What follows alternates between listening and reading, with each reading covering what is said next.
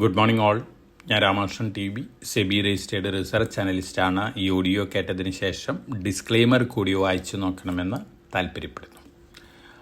ഇന്ന് Indian stock മാർക്കറ്റിന് അവധിയാണ്. Commodity മാർക്കറ്റിനും വൈകുന്നേരം 5 മണി വരെ അവധിയാണ്. 5 മണിക്ക് ശേഷമുള്ള ഈവനിങ് സെഷൻ ഉണ്ടായിരിക്കുന്നതാണ്. ഇന്ന് ഏഷ്യയിലത്തെ മാർക്കറ്റുകളുടെ പെർഫോമൻസ് നോക്കുകയാണെങ്കിൽ മോർണിംഗിൽ എല്ലാ മാർക്കറ്റുകളും സ്ലൈറ്റ്ലി ബെറ്റർ ആയിട്ടാണ് ഓപ്പൺ ചെയ്തിരുന്നത്. അതിനുശേഷം വീണ്ടും താഴെ പോയിക്കൊണ്ടിരിക്കുകയാണ്. അമേരിക്കയിലെ ഇന്നലെ ഡൗ ജോൺസ് ഇൻഡെക്സ് ഒഴികെ മറ്റെല്ലാ ഇൻഡെക്സുകളും വീക്കായിരുന്നു. സ്ലൈറ്റ്ലി ബെറ്റർ ആയിട്ടാണ് ഡൗ ജോൺസ് ഇൻഡെക്സ് ക്ലോസ് ചെയ്തിരുന്നത്. അതേസമയം ടെക്നോളജി സ്റ്റോക്കുകൾ മെജോറിറ്റിയും ഇന്നലെ വീക്കായിട്ടാണ് ക്ലോസ് ചെയ്തിരിക്കുന്നത്.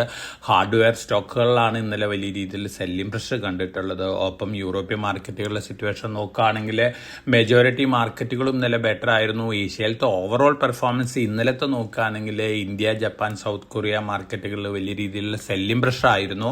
ഒപ്പം നമ്മൾ കമോഡിറ്റികളുടെ കാര്യം നോക്കുകയാണെങ്കിൽ gold, silver, aluminium, Brent crude oil, ഈ കമോഡിറ്റികളിലാണ് വലിയ രീതിയിലുള്ള വൊളാറ്റിലിറ്റി ഇന്നലെ കണ്ടത്. ഗോൾഡ് ഒരു അവസരത്തിൽ $4619.9 പെർ ഔൺസ് വരെ ഉയർന്നിരുന്നു. പക്ഷെ ഇന്ന് മോർണിംഗിൽ ട്രേഡ് ചെയ്യുന്നത് $4560 പെർ ഔൺസിനാണ്. സിൽവറിലും അത്തരത്തിലുള്ള വൊളാറ്റിലിറ്റി ഒക്കെ കണ്ടിരുന്നു. $71.88 പെർ ഔൺസിനാണ് ഇന്ന് മോർണിംഗിൽ ട്രേഡ് ചെയ്യുന്നത്. ഈ രണ്ട് കമോഡിറ്റികളും ഇന്നലത്തെ മോർണിംഗ് പ്രൈസ് ആയിട്ട് വെച്ച് നോക്കുമ്പോൾ ബെറ്റർ ആയിട്ട് തന്നെയാണ് ട്രേഡ് ചെയ്യുന്നത്. ഒപ്പം അലുമിനിയം, ബ്രന്റ് ക്രൂഡ് ഓയിൽ, ഈ കമോഡിറ്റികൾ ഇന്നലെ മുന്നേറിയിരുന്നു. അലുമിനിയം ദുബായിലെത്തിയും ബഹ്റൈനിലെത്തിയും അലുമിനിയം പ്ലാന്റുകൾക്ക് നേരെ ഇറാൻ ആക്രമണം അഴിച്ചുവിട്ടിരുന്നു. അതിനുശേഷം പ്ലാന്റുകൾക്കൊക്കെ കേടുവന്നിരുന്നു എന്നുള്ള റിപ്പോർട്ടിന് ശേഷമാണ് ഇന്റർനാഷണൽ മാർക്കറ്റിൽ അലുമിനിയത്തിന്റെ പ്രൈസ് കൂടിയിട്ടുള്ളത്. അതേസമയം ബ്രന്റ് ക്രൂഡ് ഓയിലിന്റെ കാര്യത്തിൽ നോക്കുകയാണെങ്കിൽ ക്രൈസിസ് നീണ്ടുപോകുന്നത് തീർച്ചയായിട്ടും ബ്രന്റ് ക്രൂഡ് ഓയിലിനെ സംബന്ധിച്ച് പോസിറ്റീവ് ആണ്. അതിന്റെ ഒരു ഇമ്പാക്റ്റ് ആണ് ഇന്നലെ കണ്ടത്. $117 പെർ ബാരൽ വരെ ഉയർന്നിരുന്നു.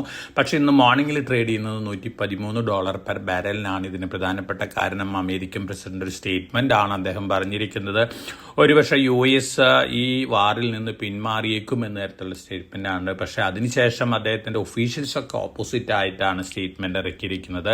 ആ സ്റ്റേറ്റ്മെന്റുകൾ വന്നതിന് ശേഷമാണ് വീണ്ടും ഒരു നെഗറ്റീവ് റിയാക്ഷൻ മാർക്കറ്റിൽ കാണുന്നത്. ബ്രന്റ് ക്രൂഡ് ഓയിൽ ഫർദർ വലിയ രീതിയിൽ മുന്നേറുകയാണെങ്കിൽ അത് തീർച്ചയായിട്ടും ഇന്ത്യനെ സംബന്ധിച്ച് നെഗറ്റീവ് ആണ്. അതോടൊപ്പം തന്നെ ഇന്ത്യൻ റുപ്പി ഇന്നലെ US ഡോളറിന് അഗൻസ്റ്റ് ആയിട്ട് പുതിയ റെക്കോർഡ് ലോ ഒക്കെ ഹിറ്റ് ചെയ്തിരുന്നു. ഇൻട്രാഡേ 95.20 രൂപ പെർ ഡോളർ ആണ് ഇന്നലെ ഹിറ്റ് ചെയ്ത റെക്കോർഡ് ലോ. പക്ഷേ ക്ലോസ് ചെയ്തിരുന്നത് 94.83 രൂപ പെർ ഡോളർ ആയിരുന്നു. ഇന്ത്യൻ റുപ്പി ഫർദർ താഴെ പോവുകയാണെങ്കിൽ തീർച്ചയായിട്ടും ഇന്ത്യനെ സംബന്ധിച്ച് വളരെ നെഗറ്റീവ് ആണ്. ഇന്ത്യൻ എക്കണോമിക്കും ഇന്ത്യൻ മാർക്കറ്റിന് നെഗറ്റീവ് റിയാക്ഷൻ തന്നെയാണ് ഇതുണ്ടാക്കാൻ പോകുന്നത്. ഇനി നമ്മൾ വേൾഡ് ഗോൾഡ് കൗൺസിലിന്റെ ഗോൾഡ് ETF ആക്ടിവിറ്റി റിപ്പോർട്ട് വന്നിട്ടുണ്ട്. മാർച്ച് 27 അവസാനിച്ച ആഴ്ചയിൽ ഗ്ലോബലി ETFകളും ഗോൾഡ് വീണ്ടും വിറ്റിരിക്കുകയാണ്. 34 ടൺസ് ആണ് അവർ ടോട്ടലി വിറ്റിരിക്കുന്നത്.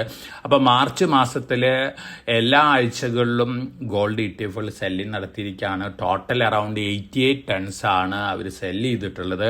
അതോടൊപ്പം സെൻട്രൽ ബാങ്കുകളുടെ ഇനീഷ്യൽ റിപ്പോർട്ടുകൾ സൂചിപ്പിക്കുന്നത് സെൻട്രൽ ബാങ്കുകളും മാർച്ച് മാസത്തിൽ ഗോൾഡ് വിറ്റിരിക്കുന്നു എന്നുള്ള റിപ്പോർട്ടുകളാണ്.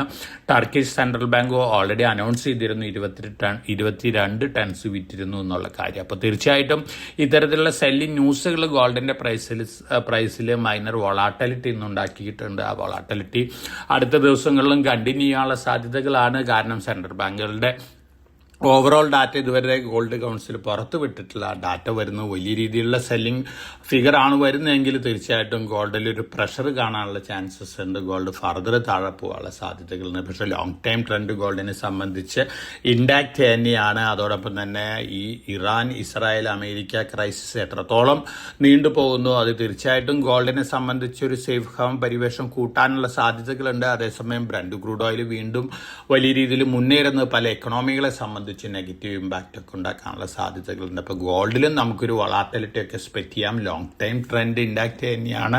സിൽവറിന്റെ കാര്യത്തിലും ഇത്തരത്തിലുള്ള ഒരു വൊളാറ്റിലിറ്റി ഒക്കെ എക്സ്പെക്ട് ചെയ്യാം. അതേസമയം ഈ കലണ്ടർ ഇയർ സെക്കൻഡ് ഹാഫിൽ US ഇൻട്രസ്റ്റ് റേറ്റ് കുറച്ചേക്കും എന്നുള്ള റിപ്പോർട്ടുകളൊക്കെ വരുന്നുണ്ട്. US ഇൻട്രസ്റ്റ് റേറ്റ് കുറയ്ക്കുക, അതുപോലെ തന്നെ US ഡോളർ മറ്റു കറൻസികൾക്ക് എഗൻസ്റ്റ് ആയിട്ട് താഴെ പോവുക, ഈ ഇവന്റുകൾ ഉണ്ടാവുകയാണെങ്കിൽ തീർച്ചയായിട്ടും അത് വീണ്ടും ഗോൾഡിന് പോസിറ്റീവ് ഇമ്പാക്റ്റ് ആണ് നൽകാൻ പോകുന്നത്. അതേസമയം നമുക്ക് നമുക്ക് കീൻലി വാച്ച് ചെയ്യേണ്ടത് സെൻട്രൽ ബാങ്കുകളുടെ ഡാറ്റയും അതുപോലെ തന്നെ ETF-കളുടെ ഡാറ്റയാണ്. ഈ രണ്ട് ഇൻസ്റ്റിറ്റ്യൂഷൻസും വലിയ രീതിയിൽ സെല്ലിംഗ് നടത്തുകയാണെങ്കിൽ ഗോൾഡ് പ്രൈസിൽ വീണ്ടും വലിയ രീതിയിലുള്ള നെഗറ്റീവ് റിയാക്ഷനൊക്കെ കാണാനുള്ള സാധ്യതകളുണ്ട്. അപ്പോൾ ഗോൾഡിൽ ട്രേഡ് ചെയ്യുന്ന ഇൻവെസ്റ്റേഴ്സ് ഈ ഫാക്ട്സും ഫിഗേഴ്സും അതുപോലെ തന്നെ ന്യൂസ് ഫ്ലോസ് ഒക്കെ വാച്ച് ചെയ്തുകൊണ്ട് മാത്രം വലിയ രീതിയിലുള്ള പൊസിഷൻസ് ക്രിയേറ്റ് ചെയ്താൽ മതി. അപ്പോൾ എല്ലാവർക്കും നല്ലൊരു കമോഡിറ്റി ഇൻവെസ്റ്റിംഗ് ഡേ ആശംസിച്ചുകൊണ്ട് ഞാൻ ഇന്നത്തെ പോഡ്കാസ്റ്റ് ഇവിടെ അവസാനിപ്പിക്കുകയാണ്. Thank you.